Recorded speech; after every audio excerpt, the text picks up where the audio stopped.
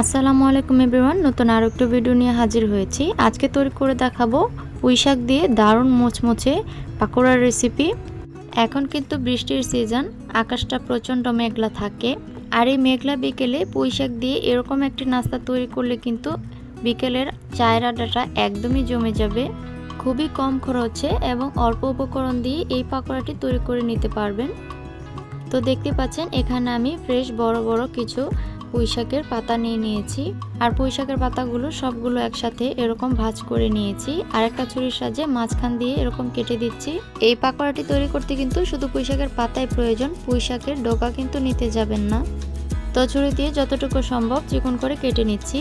আর পুঁই শাকের পাতা কিন্তু সেদ্ধ হতে খুব বেশি সময় নেয় না, তাই ততটা চিকন করার কোনো প্রয়োজন নেই। এটা এমনিতেই খুব দ্রুত সিদ্ধ হয়ে যায়। আমি ছুরি দিয়ে কাটছি, কেউ চাইলে বটি দিয়েও এই কাজটা করে নিতে পারেন। এখানে যতটুকু পুঁই শাক কেটে নিয়েছি ঠিক এরকম আরও কিছুটা পুঁই শাক অফ ক্যামেরা আমি কেটে নিয়েছি। তো সবগুলো কেটে রাখা পুঁই শাক একটি মিক্সিং বলের মধ্যে দিয়ে দিচ্ছি। এবার হচ্ছে এর মধ্যে পেঁয়াজ আর কাঁচামরিচ কুচি দিয়ে দিচ্ছি। মরিচ আর পেঁয়াজটা আপনাদের পাতার পরিমাণ বুঝে দিয়ে দিবেন। ঝালটা আপনারা কীরকম খেতে চান সেই পরিমাণেই দিয়ে দিবেন। তারপর দিয়ে দিচ্ছি সামান্য একটু হলুদের গুঁড়া আর দিয়ে দিচ্ছি লাল মরিচের গুঁড়া। মরিচের গুঁড়াটা আপনারা অবশ্যই ঝালের পরিমাণটা বুঝে ব্যবহার করবেন। তারপর দিয়ে দিচ্ছি সামান্য একটু ধনিয়া গুঁড়া, 1 টেবিল চামচ পরিমাণ দিয়ে দিচ্ছি কর্নফ্লাওয়ার। কর্নফ্লাওয়ারটা দিলে এই পাকোড়াটি অনেক বেশি মুচমুচে হবে।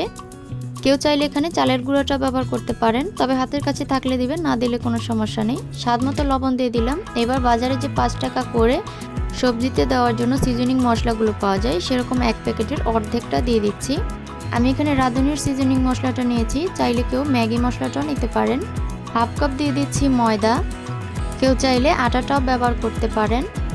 আর অবশ্যই পুঁই শাকের পরিমাণটা বুঝে তারপর এখানে ময়দা বা আটাটা ব্যবহার করবেন। এবার সবগুলো উপকরণ পুঁই শাকের সাথে ভালোভাবে মিশিয়ে নিয়েছি, কেননা এখানে সবগুলোই শুকনো উপকরণ। এবার হাত দিয়ে কচলিয়ে কচলিয়ে খুব ভালোভাবে পুঁই শাকের সাথে সবগুলো উপকরণ মিশিয়ে নিতে হবে। এবার হাত দিয়ে খুব ভালোভাবে কচলিয়ে কচলিয়ে পুঁই শাকের সাথে সবগুলো উপকরণ মিশিয়ে নিতে হবে। এই মেশানোর কাজটা একটু হাত দিয়ে শক্তি প্রয়োগ করে এবং একটু ধৈর্য দিয়ে মিশিয়ে নিতে হবে। হাতের সাহায্যে খুব ভালোভাবে প্রেসার দিয়ে এই পুঁই শাকগুলোকে একবারে নেতিয়ে ফেলতে হবে। তো দেখতে পাচ্ছেন আমি কিভাবে কচলিয়ে কচলিয়ে পাতাগুলোকে একদমই নেতিয়ে নিয়েছি। আর সবগুলো উপকরণ কিন্তু খুব ভালোভাবে মিশিয়ে নিয়েছি। তো আমার সবগুলো উপকরণ মেশানো প্রায় শেষ। এখন এখান থেকে অল্প অল্প পুঁই শাকের ব্যাটার নিয়ে গরম তেলের মধ্যে পাকোড়া শেপে তৈরি করে নেব। আপনারা কিন্তু যে কোনো শেপে এই পাকোড়াটি তৈরি করে নিতে পারেন। তো চুলায় একটি প্যান বসিয়ে তেল গরম করতে দিয়েছি। এবার একটি চামচ দিয়ে অল্প অল্প করে পুঁই শাকের ব্যাটারগুলো দিয়ে দিচ্ছি। অবশ্যই মিডিয়াম টু লো হিটে ভেজে নিতে হবে, এতে করে উপর থেকে যেমন ভাজা হবে ভেতর থেকে পুঁই শাকগুলো খুব ভালোভাবে সিদ্ধ হয়ে যাবে। তো সবগুলো পাকোড়া আমার তেলের মধ্যে দিয়ে দেওয়া হয়ে গিয়েছে। এবার এটাকে উল্টে পাল্টে নেড়েচেড়ে ভালোভাবে ভেজে নিতে হবে। একটি খুন্তির সাহায্যে আমি এই পাকোড়াগুলোকে উল্টিয়ে দিচ্ছি। কড়াইয়ের নিচে একটু লেগে গিয়েছে, এটা হাতের সাহায্যে একটু উঠিয়ে নিচ্ছি। কেউ যদি ননস্টিকের প্যানে এই পাকোড়াগুলো ভেজে নেন তাহলে কোনো সমস্যা হবে না। আমি যেহেতু স্টিলের কড়াই নিয়েছি সেজন্য একটু নিচে থেকে লেগে গিয়েছে। অবশ্যই এরকম উল্টে পাল্টে ভালোভাবে ভেজে নিতে হবে, যেন পাকোড়ার চতুর্পাশটা খুব ভালোভাবে ভেজে নেওয়া যায়। তো পাকোড়াগুলোকে খুব সুন্দরভাবে ভেজে নিয়েছি, কালারটাও কিন্তু চেঞ্জ হয়ে এসেছে, দেখতেই পাচ্ছেন। আমি এখন এই পাকোড়াগুলোকে উঠিয়ে নিচ্ছি। ঠিক এরকম কালার চলে আসলে পাকোড়াগুলোকে নামিয়ে নিতে হবে, এর থেকে বেশি পুড়ে ফেলা যাবে না।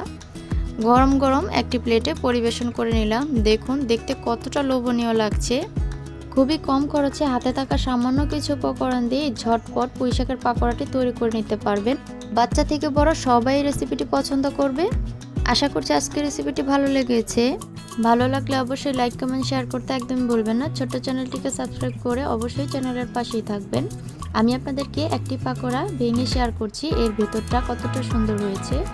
এই পাকোড়াটা কিন্তু উপর থেকে খুবই ক্রিস্পি আর ভেতরে অনেকটাই সফট।